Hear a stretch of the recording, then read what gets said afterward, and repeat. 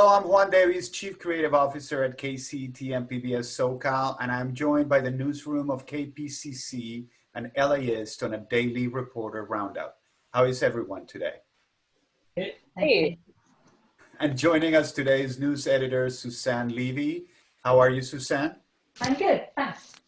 Kyle, the LAUSD board voted yesterday to cut $25 million in funding to the LA School Police Department. What are the implications? Yeah, so LA Unified, again, runs their own school police department independently of the LAPD or the LA County Sheriff's Office. And immediately, the school police department is going to have to lay off 65 school police officers. This is a huge victory for the activists, student activists who've been criticizing the department for a long time, and for Black Lives Matter, which sort of got involved and, along with the teachers union in LAUSD, was actively involved in calling for the complete dismantlement of the department. Now, it's not a complete dismantlement of the department. It's just a 35% cut to the budget. But school police officials say that it's going to immediately lead to a drastic drawdown in the ability of the department to provide services. And it's likely to touch off a long debate about what the role of school police are going to be in the district going forward. Meanwhile, Olivia's been reporting on a program that's teaching young Black students how to interact with the police. Programs like this are not new, but they are becoming increasingly more popular and popping up more frequently in communities of color. Churches have been offering them, mentor groups.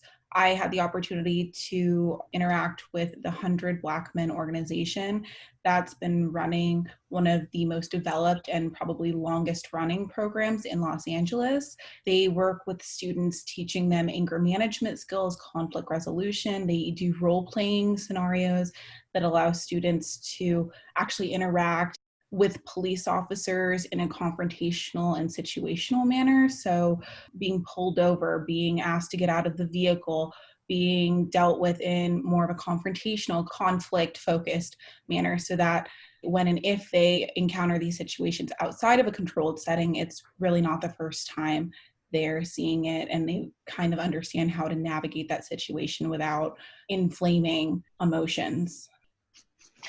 Now, to slow the spread of COVID-19, prisoners were transferred from the men's prison in Chino, but that seems to have backfired. Emily's got that story. So right now, there are more than 2,600 inmates with the virus in state prisons. More than 40% of those sick prisoners are at San Quentin in Marin County.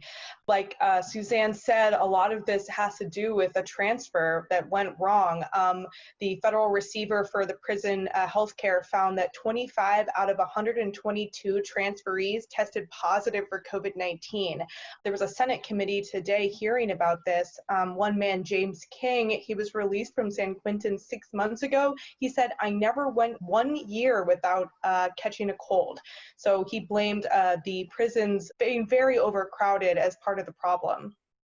Lastly, Josie's been following incidents of anti-Asian discrimination in California.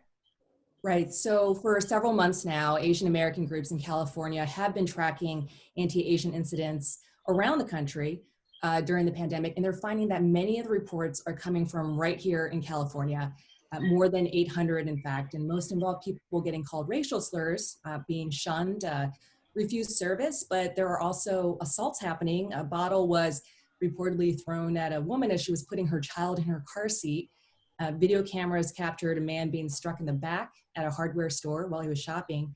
So AAPI community leaders and politicians, they're attributing a lot of this to Trump's anti-Chinese rhetoric, all the talk about Kung Flu.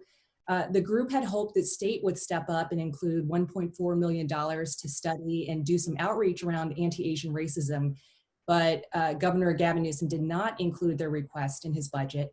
So these groups say they'll just keep plugging on their own and collecting their own data. And they should do so. Thank you so much to all of you at the KPCC and LAist Newsroom, and thank you for tuning in. Take care of your health, your family, your neighbor, and we will see you tomorrow.